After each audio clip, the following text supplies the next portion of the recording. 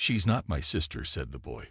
When he saw the newborn in his mother's arms, his parents thought he was only jealous, so they decided to take a DNA test to convince the boy that the baby was in fact his sister. But the test results revealed a terrible truth. Lean and Curtis were the type of couple that many people were jealous of. Their wedding party was out of a fairy tale. Surrounded by friends and family on a beautiful sunny day afterward, they want to live in the suburbs of New York as a perfect couple. They got along very well and were deeply in love. They worked during the week and were able to enjoy life with friends on the weekends, so they soon decided to expand their family during her first pregnancy, want to ask for time off to care for her child full-time, as Curtis was doing well in his business and could sustain the family on his own. Yet, even with all the new responsibilities and changes in routine, their lives remained almost perfect as before. Manna made sure that the house smelled of lavender and home cooking, and cleaned all the rooms in the house, even during the final weeks of her pregnancy. Then Fred was born, their first son. He was very affectionate, with his parents only crying much in the early morning hours. From early on, the baby showed signs of being highly intelligent, which surprised Manna and Curtis when the boy reached school age.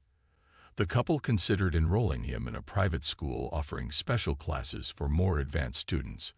Curtis was excited by the possibility that his son could be a gifted genius. "Calm down, he's just a child, my love. We have time to evaluate this," said Manna, trying not to stifle her husband's excitements, and Fred grew smarter each day. He easily completed the homework from school and wanted more. Before long, Wanted became pregnant again. When they told him the news, Fred loved the idea. He often leaned over to hug her belly and listen to the fetus inside.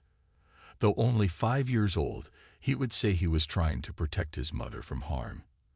And Monique found that very touching. The baby wasn't even born yet, and Fred already showed how much he loved it. She couldn't imagine a life better than hers, but things were about to change dramatically. Wanted didn't want Fred to be alone when she went into labor. After all, Curtis would be with her in the maternity ward, so she asked her mother Clarice to stay with the boy. It turns out that his second delivery was more challenging than her first. She had prepared to have a natural birth as she had with Fred, and was ready to do what was necessary for as long as it took. 2 hours later, Lorna was drenched in sweat and exhausted for the baby to not want to be born in any way. The doctor and nurses accompanying the process soon realized that the woman was suffering. There was something wrong with Lorna. The doctor did some emergency test and decided it was too risky to continue the normal delivery build on it. Didn't want to give up. She could do it again if she had done it 5 years ago. But after another half hour, it became clear that the mother didn't have the disposition or strength to carry on. Beyond this, the obstetrician could see that the baby cannot leave his mother's body through natural means. They had already lost a lot of time and Manna was at risk. They would have to do an emergency cesarean section. Curtis felt scared with all of this. He wasn't prepared to see his wife suffer like this and favored the idea of a cesarean.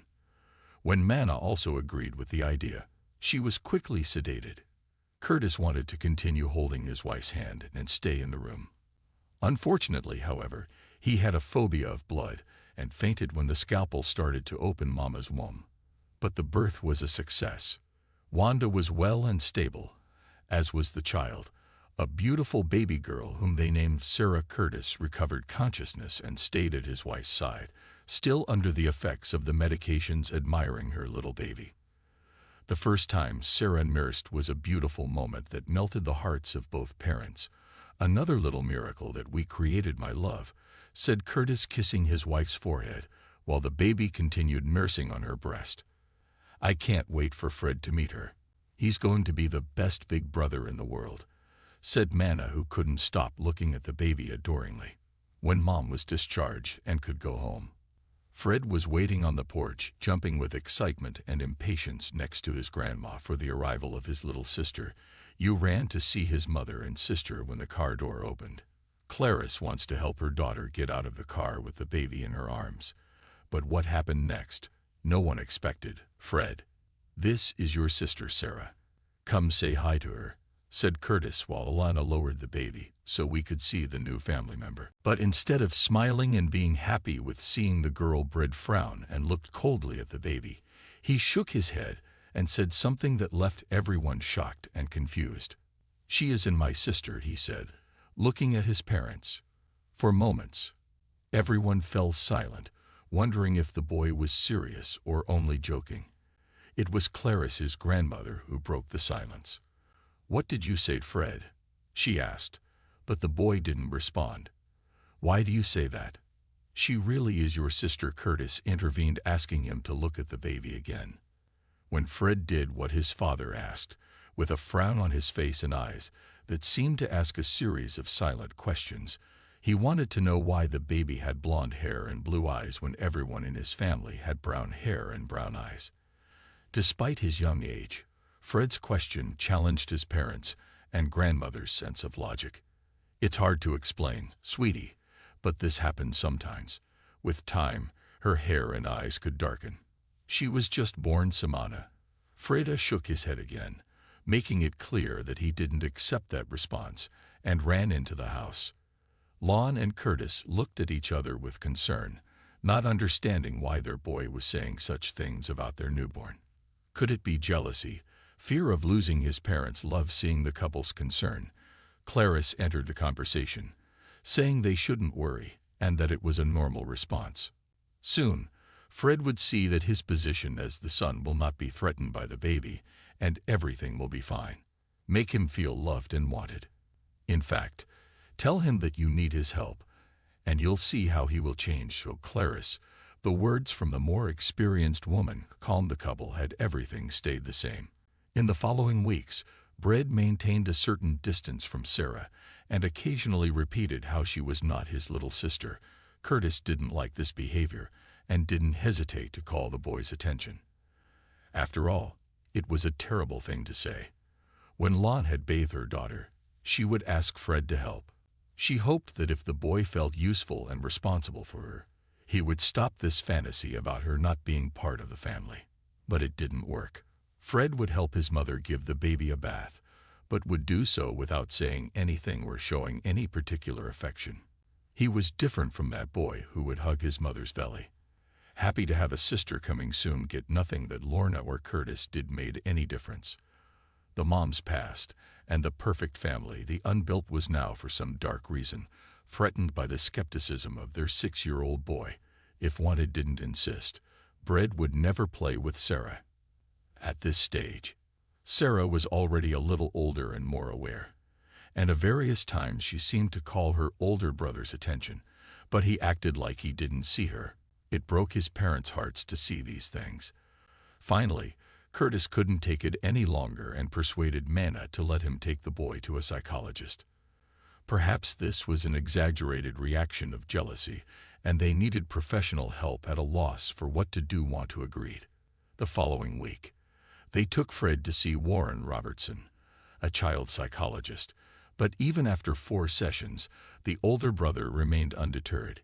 He couldn't explain why or how, but he was convinced that the girl living in his house and nursing from his mother's breasts was not his real sister.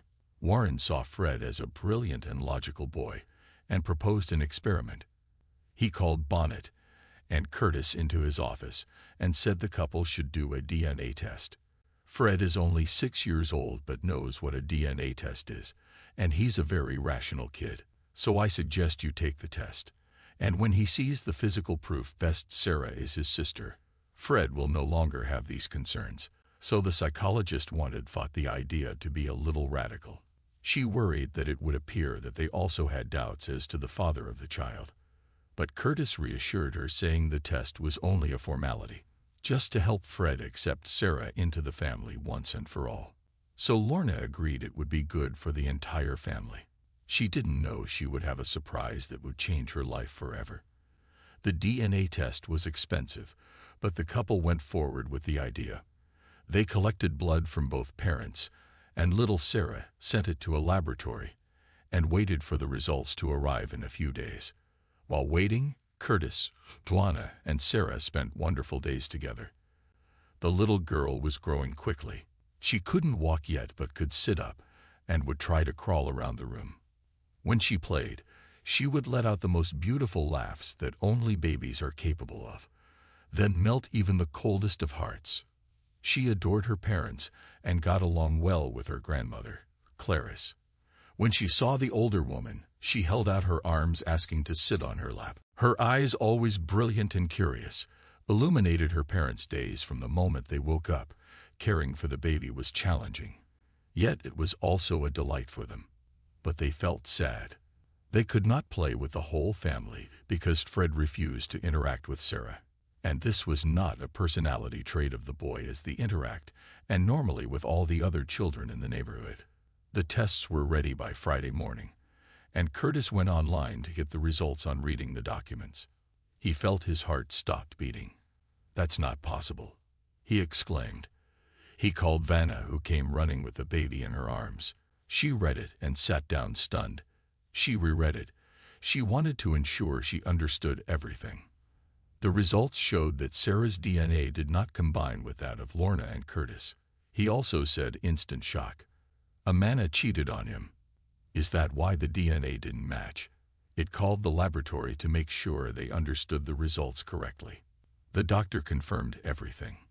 The results showed beyond a doubt that Sarah was not the daughter of Curtis nor the daughter of Lorna. "But how is that possible if she came out of me?" shouted Manna, crying, and asked, "Can God, how that was possible?" Curtis tried to console his wife, saying they should repeat the exam after all errors happen, but she didn't want to hear it, and continued crying until she suddenly stopped and asked, "Did you see everything from her being born and put in my arms? Do you remember everything because I was anesthetized?" Curtis said he also didn't see anything because he had passed out after seeing the blood from the surgery.